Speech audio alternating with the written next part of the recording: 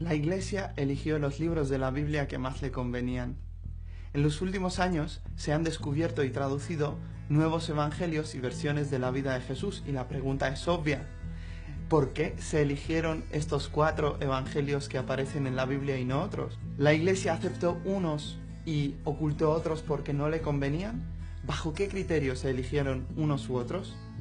¿Sabes? En realidad hubo muchos elementos a la hora de decidir qué libros eran inspirados por Dios y cuáles no, y lejos de ser una decisión tomada por un grupo de ancianos 350 años más tarde, fue un proceso de las comunidades cristianas desde las primeras décadas del cristianismo.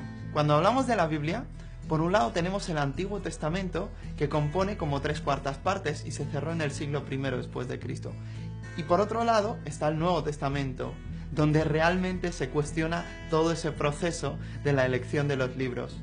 Pero no fue ni algo arbitrario, ni mucho menos cosa de un grupo pequeño. Pero no fue hasta el siglo II, III y IV, cuando aparecen el gnosticismo y todo tipo de historias fantasiosas sobre Jesús, que los cristianos se ven obligados a proteger los escritos históricos. Así que no es que le dieran autoridad a los libros, sino que desde el principio se reconocía esa inspiración y autoridad. Hay una diferencia. Ahora, ¿qué criterios siguieron para reconocer los libros que sí eran inspirados? Número 1. ¿Ha sido el libro reconocido por la mayoría de las comunidades cristianas como libro inspirado? 2. ¿El autor del libro ha sido uno de los discípulos inmediatos de Jesús o tuvo una relación estrecha con alguno de estos? 3. ¿Es el libro coherente con la doctrina cristiana básica y con todo lo escrito anteriormente? Y por último, 4. ¿Ha sido el libro de transformación para toda la comunidad cristiana? Los libros que no cumplían estos criterios simplemente no entraban en el canon. Por ejemplo, los evangelios apócrifos, el evangelio de Tomás o el evangelio de Judas, tan conocidos, que además se escribieron muchísimo más tarde.